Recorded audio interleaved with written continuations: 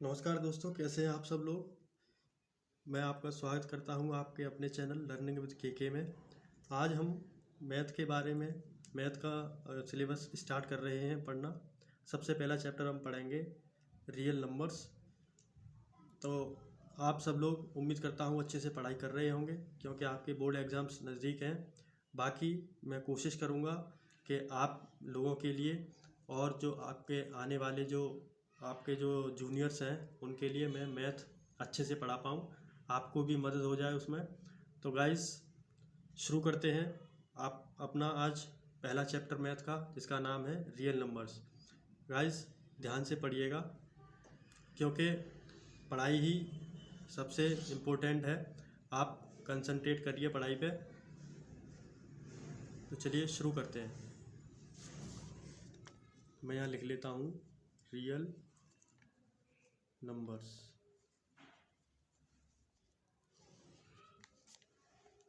तो गाइस आपको पता होगा कि इस दुनिया में जितने भी नंबर्स हैं, दो प्रकार के नंबर्स होते हैं। एक नंबर्स होते हैं इमेजिनरी नंबर्स,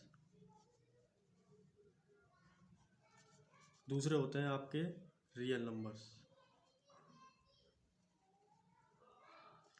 इमेजिनरी नंबर्स होते हैं a प्लस आयोटा b, ये इसकी फॉर्म में लिखे जाते हैं।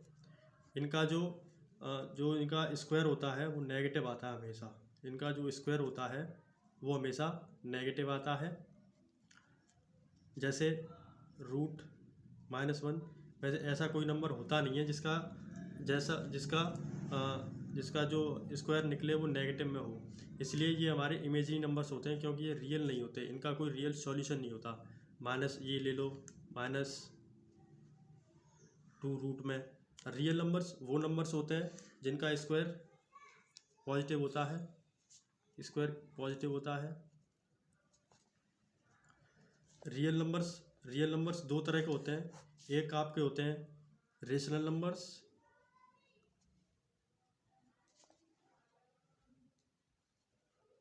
दूसरे होते हैं आपके इरेशनल नंबर्स।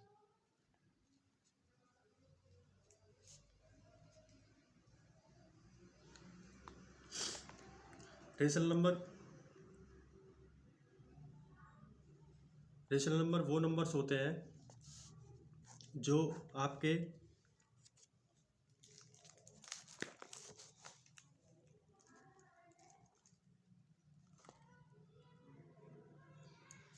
रेशनल नंबर होते हैं आपके टर्मिनेटिंग होते हैं। टर्मिनेटिंग, नॉन टर्मिनेट, ये आपके टर्मिनेटिंग नंबर होते हैं। टर्मिनेटिंग का मतलब होता है, जैसे अगर मैं 2/5 है, ये मैंने इसको डिवाइड किया, 5 का भाग अगर मैं 2 में दूँ, 5 का भाग 2 में देने पर ये एक एक एक एक मतलब एक समय बाद ये पूरा का पूरा इसमें भाग चला जाता है। मतलब ये पूरा का पूरा टर्मिनेट हो जाता है। ये होते हैं टर्मिनेटिंग। और कुछ नंबर्स ऐसे होते हैं जो नॉन टर्मिनेटिंग होते हैं, जो कहीं टर्मिनेटिंग ही नहीं होते। ये जो रेशनल नंबर्स जो होते हैं वो एक तो टर्मिनेटिंग होते हैं, दूसरे होते हैं नॉन टर्मिनेटिंग बट ये रिपीटिंग होते हैं।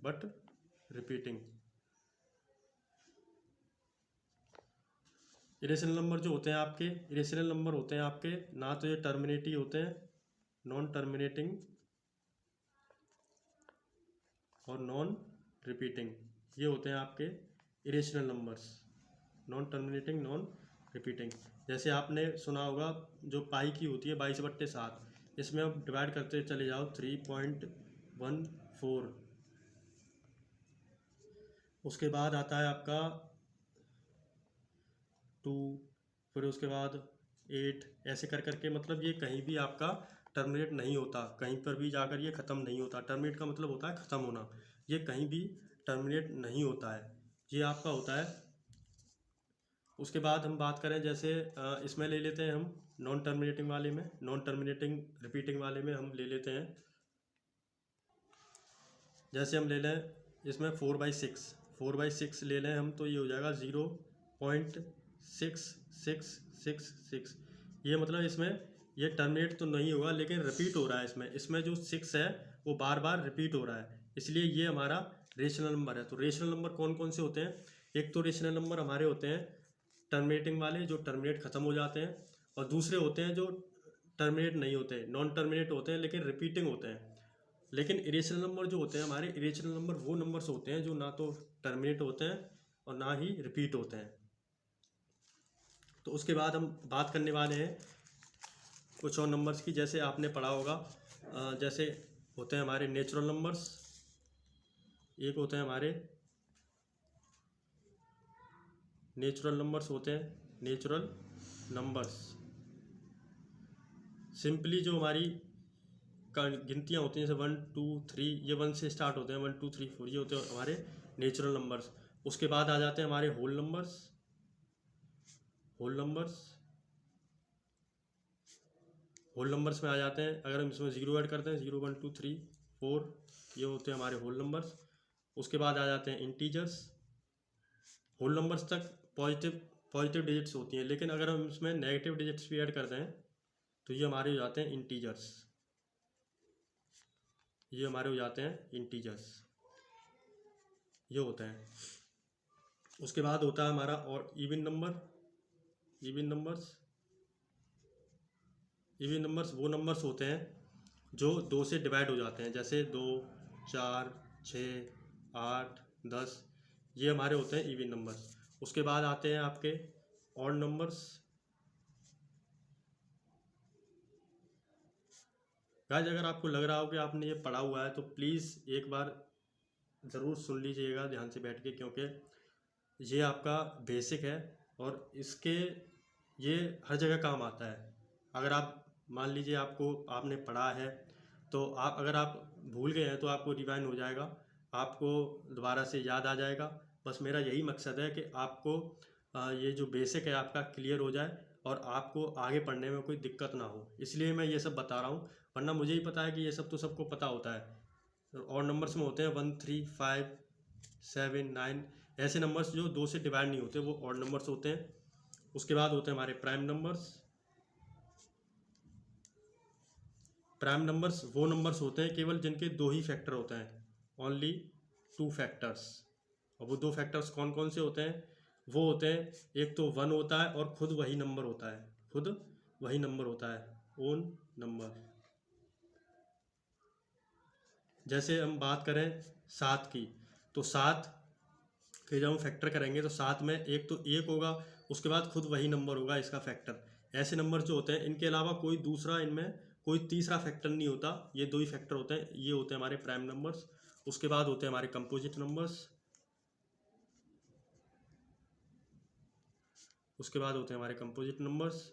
कंपोजिट नंबर्स वो नंबर्स होते हैं जिनमें ये 2 फैक्टर तो होंगे ही होंगे, एक होगा और खुद वही नंबर होगा, उसके अलावा एक तीसरा फैक्टर भी होता है, वो हमारे कंपोजिट नंबर्स होते हैं। जैसे मैं बात करूँ 4, तो 4 का एक तो 4 1 से तो डिवाइड होगा ही होगा, 4 से भी होगा और 2 से भी होगा। ऐसे ही आप 6 ले लीजिए, 6 में 1 से तो डिवाइड होगा ही होगा, 6 से भी होगा, ये 2 से भी होता है, 3 से भी होता है।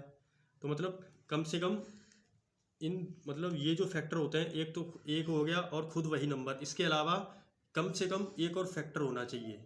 ज़्यादा हो सकते हैं लेकिन कम से कम एक और फैक्टर होना चाहिए, मतलब कम से कम 3 फैक्टर तो होने ही चाहिए उस नंबर के, तभी वो कंपोजिट नंबर होगा। उसके बाद हम बात करते हैं को प्राइम नंबर्स के बारे में। को प्राइम नंबर्स वो होते हैं जो ऐसे दो नंबर्स तभी को प्राइम कहलाते हैं जब उनके बीच में जो कॉमन हो वो केवल एक ही हो। जैसे अगर हम बात करें 8 और 15 की बात करेंगे, तो जब हम 8 और 15 के फैक्टर्स करते हैं,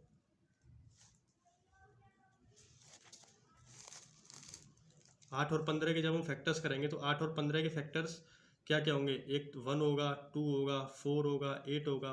15 के करेंगे तो क्या हो गया होंगे? 1 होगा, 3 होगा, 5 होगा, खुद 15 होगा। तो हम इन दोनों नंबर्स में देख रहे हैं, इन दोनों नंबर्स में हमारा क्या कॉमन है? एक ही कॉमन है।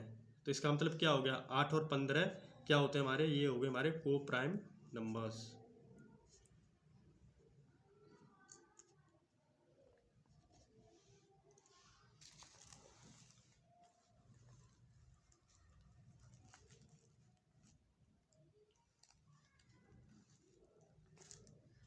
तो गाइस रियल नंबर की बात करें तो रियल नंबर में ये जो हमने अभी तक जो जितने भी डिस्कस करे हैं, जितने भी नंबर्स, जिस टाइप के नंबर हमने डिस्कस करे हैं, सारे टाइप के नंबर हमारे रियल नंबर्स में आ जाते हैं। चाहे वो इरेशनल हो, रेशनल हो, नेचुरल हो, होल नंबर्स हो, इंटीजर्स हो, इवन हो, ऑड हो, प्राइम नंबर हो, कंपोजिट नंबर्स हो, को प्राइम नंबर्स हो, ये सारे के सारे हमारे, ये सारे के सारे मिलके ही रियल नंबर्स का निर्माण करते हैं। वैसे हम यहाँ देखें, जो हम आगे वैसे पढ़ेंगे, जो रेशनल नंबर होते हैं हमारे, रेशनल नंबर भी ये टर्मिनेटिंग नॉन टर्मिनेटिंग तो होते ही हैं।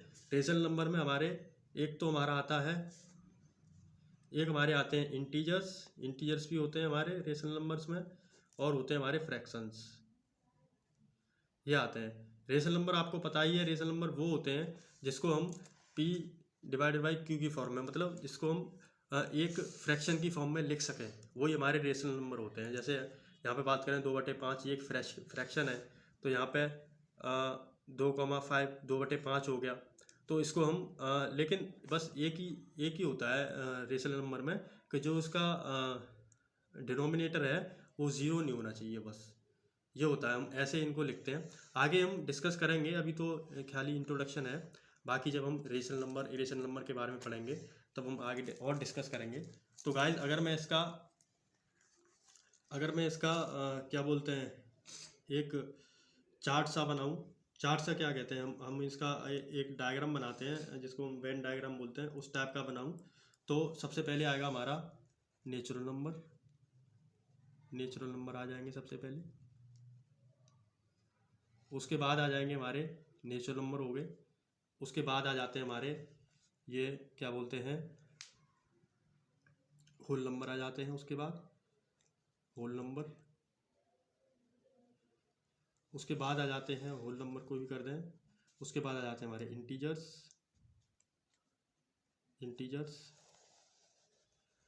इंटीजर्स के बाद आ जाते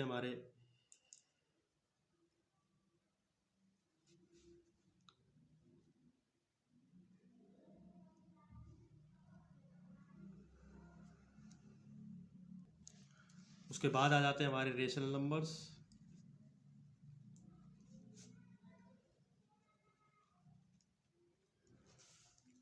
ये सब हो गए रेशनल नंबर के बाद। उसके बाद ये हो गया हमारा। उसके बाद अलग होते हैं हमारे इरेशनल नंबर्स, ये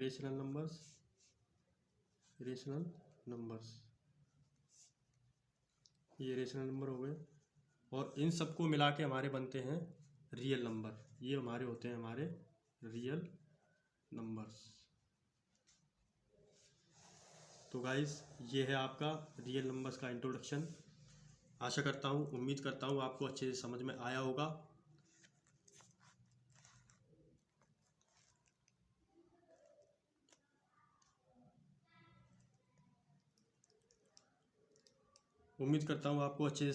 होगा। बाकी गाइस आपके बोर्ड एग्ज़ाम्स नज़दीक हैं, पढ़ते रहिए, अच्छे से पढ़िए। आपके भी जो भी आपके जूनियर्स हैं उनको भी रिकमेंड कीजिए पढ़ना प्लीज़ गाइस। अगर आपको ये अच्छा लगा हो, अगर आपको मैंने जो बताया है अगर आपको समझ में आया हो, तो प्लीज़ गाइस चैनल को सब्सक्राइब कीजिएगा और ज़्यादा से ज़्यादा इसको शेयर कीजिएगा, लाइक कीजिएगा। अगर गाइस आपको कहीं भी कोई दिक्कत है तो आप मुझे कमेंट बॉक्स में बता सकते हैं। मैं आपकी हर एक कमेंट पढ़ूंगा और आपको उसका सॉल्यूशन देने की कोशिश करूंगा। तो गाइस आज के लिए बस इतना ही। बाकी आगे हम आगे वाले चलिए थोड़ा सा और डिस्कस कर लेते हैं।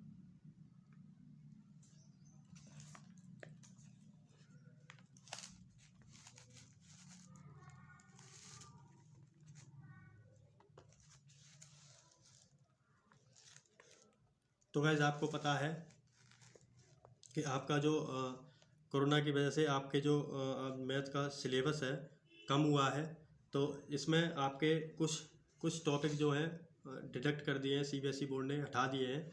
तो उसमें रियल नंबर्स में से आपका एक ही टॉपिक हटाया गया है, वो है आपका यूक्लिड का डिवीजन लेमा, यानी कि जो यूक्लिड की थ्योरम है डिवीजन की, वो आपकी बिल्कुल हटा दी गई है, वो आपको नहीं पढ़नी है। उसके बाद है the fundamental theorem of arithmetic, the fundamental theorem of arithmetic. Fundamental theorem of arithmetic कहती है कि फंडामेंटल थ्योरम ऑफ अर्थमेटिक कहती है कि हम हर एक कंपोजिट नंबर को प्राइम फैक्टर्स के टर्म्स में एक्सप्रेस कर सकते हैं। बस इतना सा है सिंपल सा फंडामेंटल थ्योरम ऑफ अर्थमेटिक। तो हम इसको लिख सकते हैं, every composite numbers can be expressed या फैक्टराइज्ड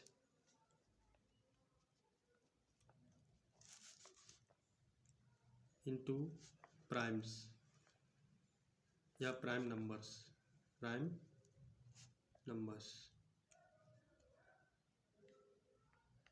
नंबर्स। ये जो फैक्टराइजेशन होता है ये यूनिक होता है। This factorization is unique, this factorization is unique, क्योंकि इसमें केवल हम जो हम फैक्टराइजेशन करते हैं इसमें हम केवल प्राइम नंबर्स का ही यूज़ करते हैं। प्राइम नंबर्स हम शुरू से, मतलब जैसे सबसे छोटा प्राइम नंबर 2 होता है तो उस वहीं से स्टार्ट करते हैं हम इसको।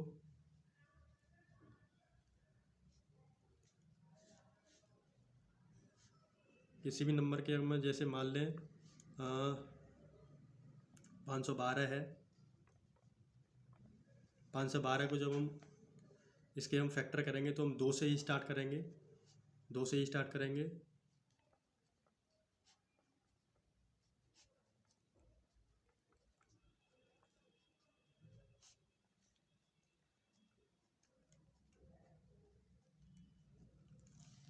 ये हो गए गाइस इसके हो गए प्राइम फैक्टराइजेशन। तो गाइस यही है बस इसमें फंडामेंटल थ्योरम ऑफ अर्थमेटिक में। तो गाइस आगे का हम अगली वीडियो में डिस्कस करेंगे। तब तक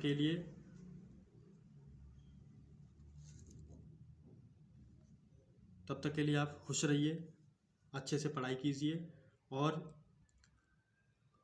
हो सके तो मेरे चैनल को सब्सक्राइब भी कीजिए, क्योंकि गाइस मुझे आपको पता है कि मेरे पास सेटअप नहीं है। मैं आपके लिए बहुत मेहनत करने की कोशिश कर रहा हूँ।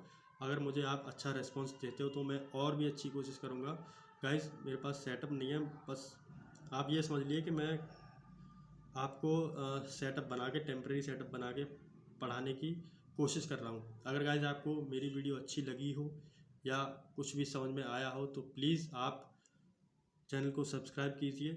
और अगर आपको लगता है कि मैंने आपको अच्छा समझाने की कोशिश करी है तो आप अपने दोस्तों को, जूनियर्स को भी रिकमेंड कर सकते हैं। तब तक के लिए थैंक यू गाइस। अगली वीडियो में मिलते हैं जल्द ही। खुश रहिए, अच्छे से पढ़ाई कीजिए, अपने माता पिता को खुश रखिए। धन्यवाद।